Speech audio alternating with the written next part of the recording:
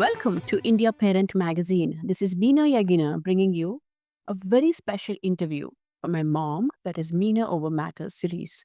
If you like my videos, please don't forget to subscribe, like, and share. And above all, comment below and let us know what you think about these series. We have just completed the Navratri or the 9 nights festival celebrating Mother Goddess Durga, where your Hindu homes and temples bubbled with joy. The Garba gatherings, Golus, or Bommala Kolovus, that is the doll displays, temple visits with kids all dressed up, having friends from all communities over for dinners and dances. Everything looked so vibrant, so colorful. After all, this is the festival celebrating Mother Durga's fury over evil. When all gods failed in eliminating the demons terrifying humanity, the goddess herself comes to the rescue in her full glory. A powerful story saluting a woman's core energy and her dreadful rage when her children are threatened. This exhibition of female magnificence is not new to Indian culture. A woman is memorialized and revered in all her forms, giving her equal or even more all encompassing power than a man. Even as the world struggled for centuries to give equal rights to women, for eons, Indians as Hindus celebrated her as an authority that surrounded the entire universe. So, what is this Navratri? Why is Mother Durga commemorated for 9 days? To explain in more detail as to why all children must be made to understand the importance of women power in general, we have here today a very special guest, Pushpita Prasad. Pushpita is on the board of the Coalition of Hindus of North America, Kohana, and believes in the power of grassroots dialogue to drive change and understanding. She is a storyteller and communications professional with a background in working with media, technology, content, and history. She researches, educates, and writes about topics related to India, its festivities and traditions, decolonization, media representation, and human rights. Her work has been published in several magazines and newspapers. Today, it's my honor to introduce her to you all. Hi, Pushpita. Good morning and welcome to India Parent Magazine. Thank you so much for being here with us and to share some knowledge about Navratri itself. So much going on in the Bay Area, and I'm thrilled to have you on board. Welcome. Namaste. Thank you so much for having me. I'm looking forward to talking with you and, my favorite festival of the year, Navratri. Yes, and can you tell us a little bit about this festival, Navratri, Pushpita? What exactly is it all about? Sure. So, Navratri is quite literally 9 nights. Nav means nine, and Ratri means nights. So, 9 nights, and it's 9 nights devoted to the Devi, to Shakti. For your readers who don't know, so in Hinduism, we have the concept of Shakti, which is basically power, strength, endurance, fierceness. These are all what are normally in the Western world considered very sort of masculine attributes. But in Hinduism, these are seen as feminine attributes and celebrated as Shakti, the epitome of divine femininity. And I think this is one of the reasons why Navratri is so important because it's 9 nights devoted to the divine feminine. And by the way, while we are in the midst of Navratri, and this is the most popular Navratri, there are actually 4 Navratris in the year. So think about it from a spiritual perspective, our ancestors realized that the worship of the divine feminine was so important that once every quarter, the whole community came together and spent 9 nights focusing on nothing else. I cannot think of another, this is not a competition, but really today there isn't another faith in the world that has this level of honoring and this level of reverence and devotion for something that is feminine. And I love it. As a woman, I think it's such a wonderful role model that our ancestors and our spiritual gurus have given us. We always talk about representation in the C suite, and I'm like, why stop at the C suite? We have representation in the theological suite. So I think this is one of the reasons Navratri should be known to everybody.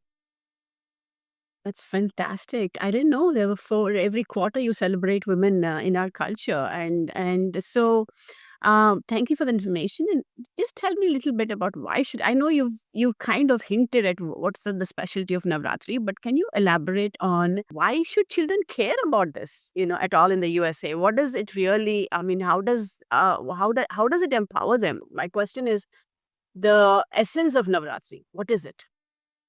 So I think the essence of Navratri is again reverence for the divine feminine, but the divine feminine in all her many forms. And I think this is very important because, just like, there's everything from a gentle, loving, Devi who embodies wealth and prosperity like Lakshmi, to the giver of knowledge and the promoter of art Saraswati, to the fierce Devis, right, like Durga and Kali, and everybody in between. There's many aspects of the Shakti and the Devi, as we all call her.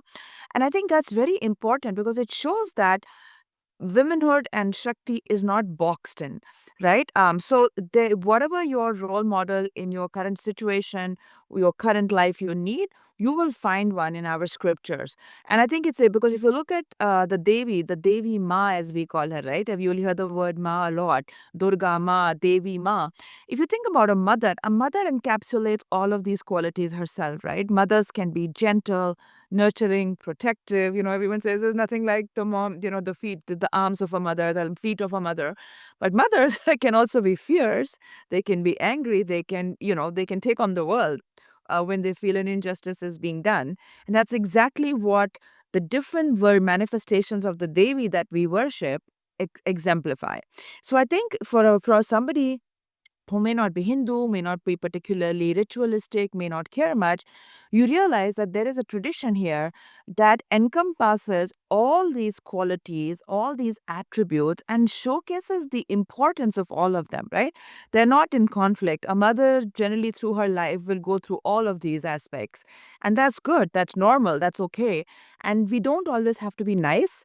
Today there's a saying that nice women don't make history. You can debate that or not, but some of our devis are not nice in that traditional word, the way we'd understand, and that's okay. They're still worthy of worship. They're still powerful. They're still people or ideas or entities that inspire us to do more in our day-to-day life.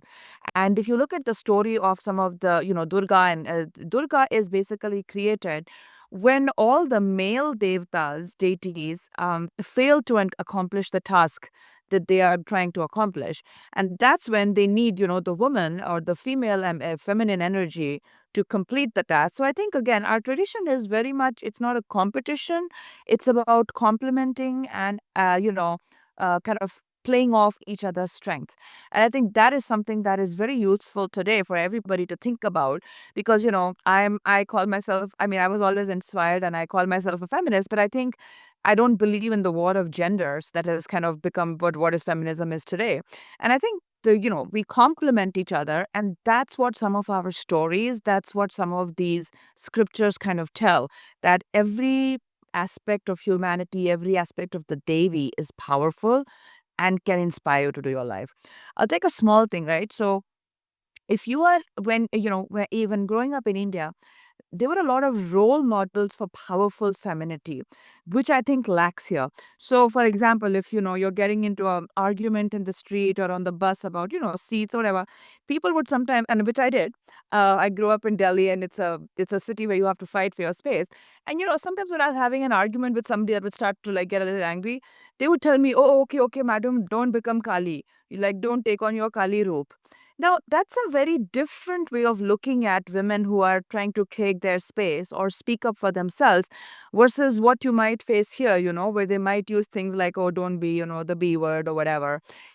The way of looking at powerful women, the spiritual grounding that we grow up in, the spiritual pantheon that we grow up with. I'm not saying I am Kali or anything, but I'm just saying the way people look at it, they have a reference for strong, powerful women.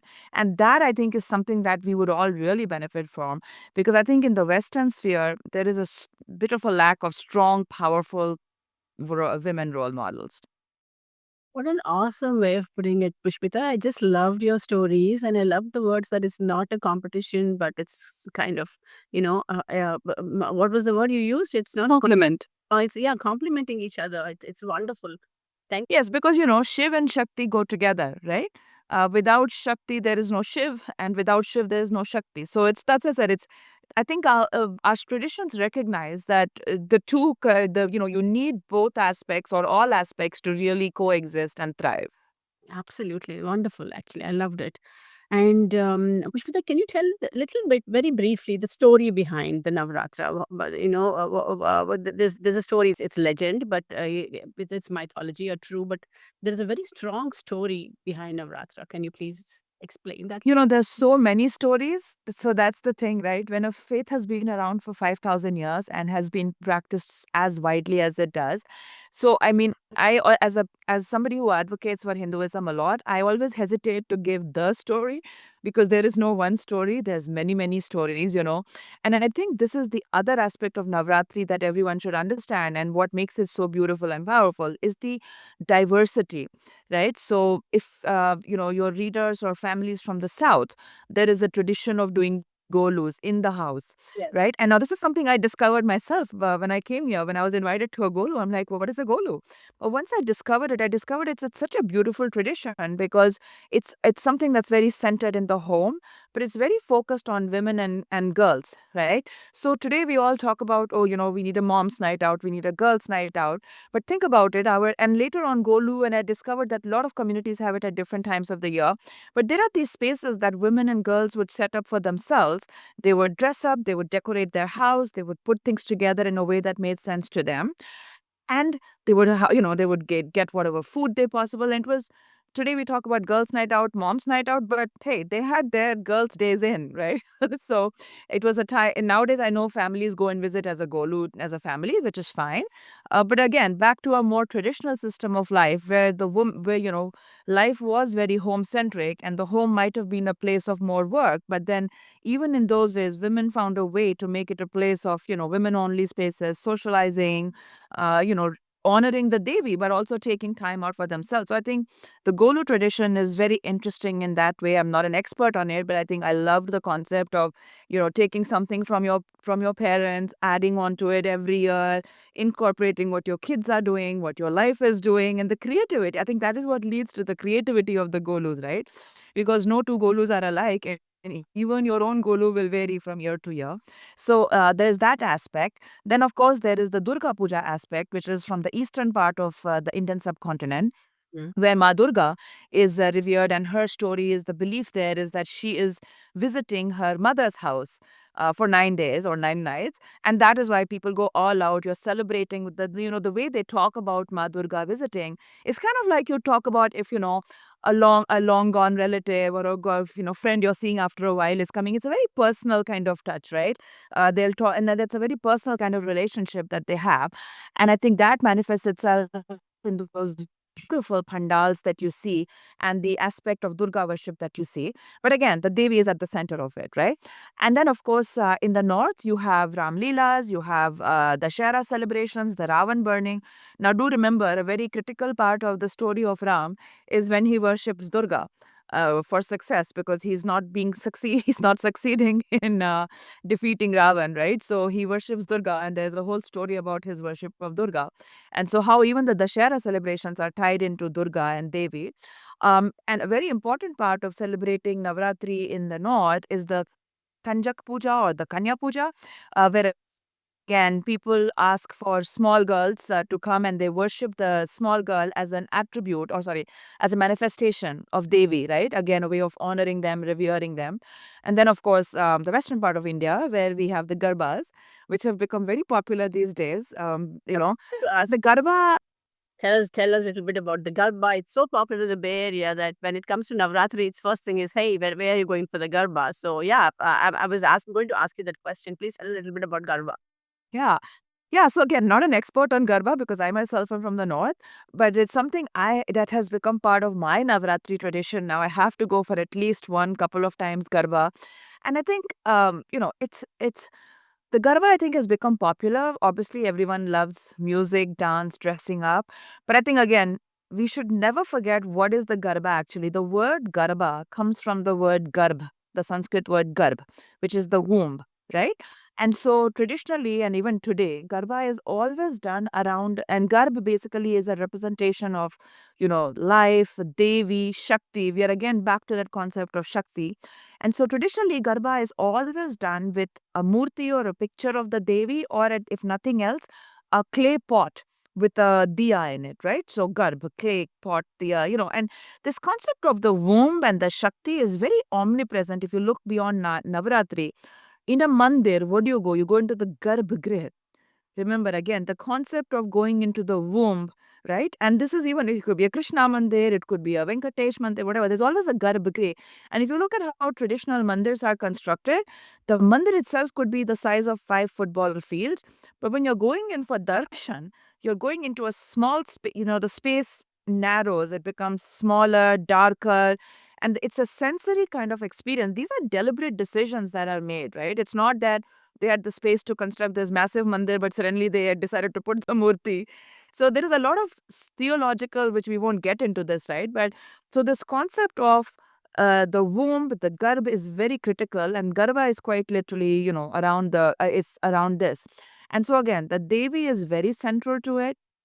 And I think it's very important to keep the Devi central as we all go out and celebrate Garba, because without this spiritual mooring of these beautiful traditions, they will very quickly corrupt and degrade. And that's very important because, see, bhakti is joyous, it's exuberant, and it's fun, but at the same time, it is bhakti.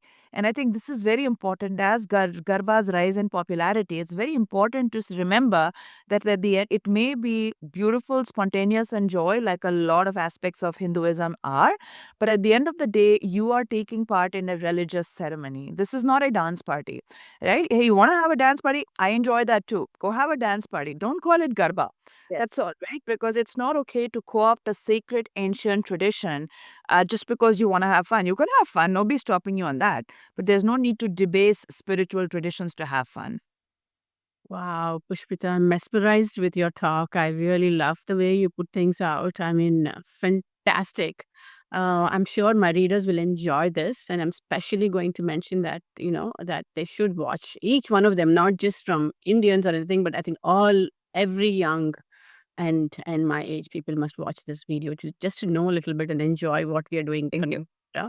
And finally, do you want to say anything to my readers, Pushpita? Anything that you want to, a suggestion, anything? I would just say we are blessed to have such beautiful, wonderful traditions that are nourishing, that are inspiring, that are joy giving, and I think all of us should make. I look at it as an environmental activist as well, right? So we have got all these blessings, and we should enjoy them, but we should also make sure that we kind of sustain the ecosystem or the well that we are drawing from, so that just like when we talk about the earth, we want to leave the earth in as good or better a condition that we inherited for our children. And so the same goes for the dharmic spiritual Hindu ecosystem, is that we should learn from it, we should take from it, but we should also give back to it and try not to destroy. That was kind of what I was going with the Garba, right? That is great that today Garba is enjoyed by lakhs of people, but let's not forget that it's not a dance, it's a spiritual ceremony. It's not a dance party, because when you make it a dance party over generations, you will degrade the very thing that gave it strength. And so this is kind of what we try to do. And I would request people to go to like our website, which is very simple, kona.org/navratri. And Diwali is coming up. We have explanations on all of these festivals, Diwali, Holi, Navratri. And we have a lot of students, high school students, who have spent this past year writing passionately about what these festivals mean for them, for their life in the US. So I'll send you a link to that page, and I think your readers would and their parents would enjoy reading some of what these high schoolers and college kids have been writing about how what these festivals mean for their life in the US and Canada. Absolutely, that'll be wonderful. And thank you for taking time, Pushpita. And hopefully, in future, you would come on to our programs again and again and explain these things. It would be a great honor to have you on board, and I'm so honored. Thank you so much. Have a I'm wonderful so happy to be here. Thank you so much. The honor is all mine. Namaste. Namaste, Pushpita.